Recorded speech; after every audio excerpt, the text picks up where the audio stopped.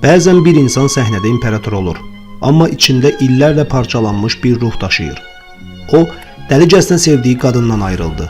Həyatının son səhnəsində, kameralar qabağında bir zərbə aldı. Sanki rol deyildi. Elə bil həyat onunla son oyununu oynayırdı.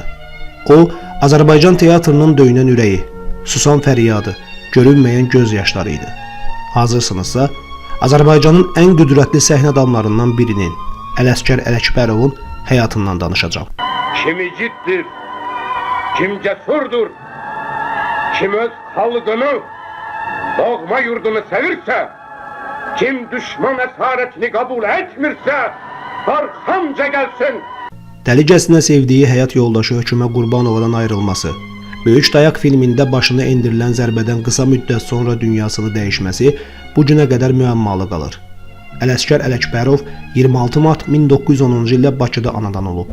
Məktəbdə oxuyarkən tanış olduğu Hökümə Qurbanovaya 21 yaşında tək başına elçi gedib. Hökümə Qurbanovanın anası, Müslüm Maqamayevin bacısı, məşhur Telequlovlar nəslinin nümayəndəsi Malikat xanım Höküməni Ələsgərə vermir. Görürəm ağzından süd iyi gəlir. Bu da bolşeviklərin qız istəməsində təzə oqqadır.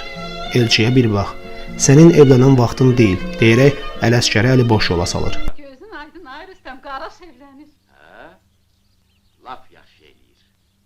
Saqqalını subaylıqda ağartmayacaq ki. Lakin onların sevgisi, xüsusilə də Hökümə Qurbanovanın inadı bütün çətinlikləri üstələyir. Beləliklə, aktrisa Hökümə Qurbanova ilə ailə həyatı qururlar. Bu evlilikdən onların Nailə adlı qız övladları dünyaya gəlir.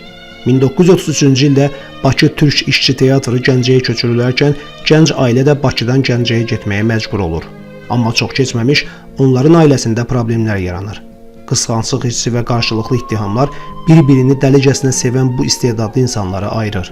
İndi əzəmətli aktyor Ələsgər Ələkbərov bütün vacib qadın tərəf müqabili rollarında Hökümə Qurbanovanı görmək istəmirdi.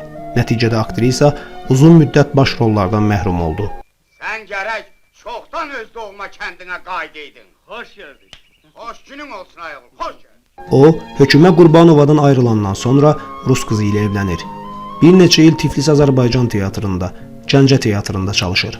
1933-cü ildən Akademik Dram Teatrında işləməyə başlayır. Yaratdığı iki obraz, Vaqif və Otello yaradıcılığının zirvəsi hesab olunur. Otello tamaşasından Ələsgər Ələkbərovun şəkli Şekspir muzeyində indi də saxlanılır. Moskva dekadasında həmin tamaşanı seyr edən və heyran qalan ingilislər tamaşanı lentə alıb aparırlar.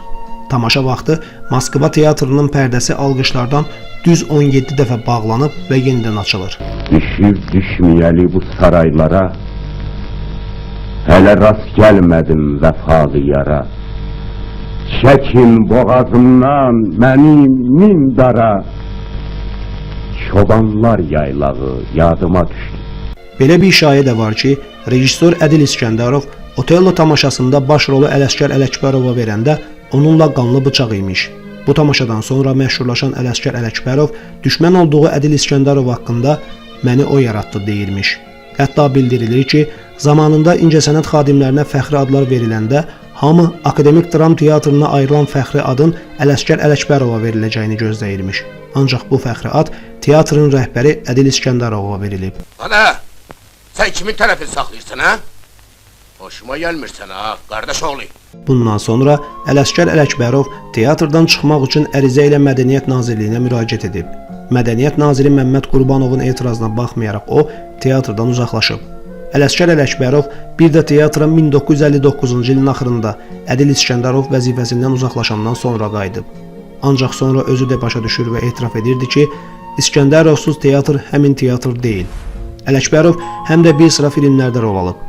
Don Agilla, Rüstəm kişi, Fətəli xan kimi yadda qalan rollarda oynayıb. Əgər pərakəndə xanlıqlar əvəzinə vahid Azərbaycan yaranmasa, Bakı ölkənin döyünən ürəyi, Quba təfəkkür mərkəzi olmasa, Şirvan torpağı Gülüstana çevrilməsə, hərgah biz birləşməsək, düşmənlər bizi məhv edəcək. Ələsgər Ələkbərovun çəkildiyi ən yadda qalan film isə Böyük Dayaqdır.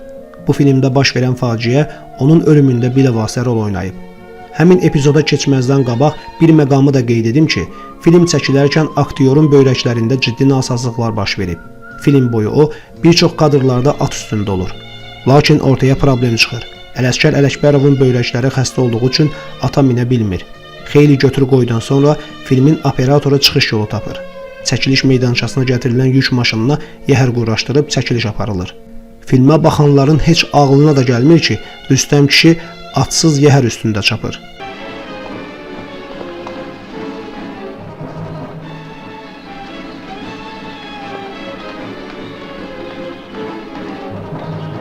Deyilənlərə görə filmin son kadrlarının çəkilişi zamanı baş verən xoşagəlməz hadisə sonradan aktyorun dünyadan köçməsinə səbəb olub.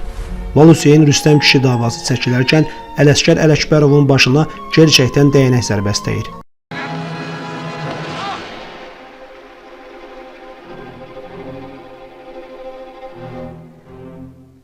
Və aldığı xəsarət sonradan onun həyatdan köçməsinə səbəb olur. O zaman böyrəklərindən də ciddi əziyyət çəkən aktyora filmi görmək də qismət olmur.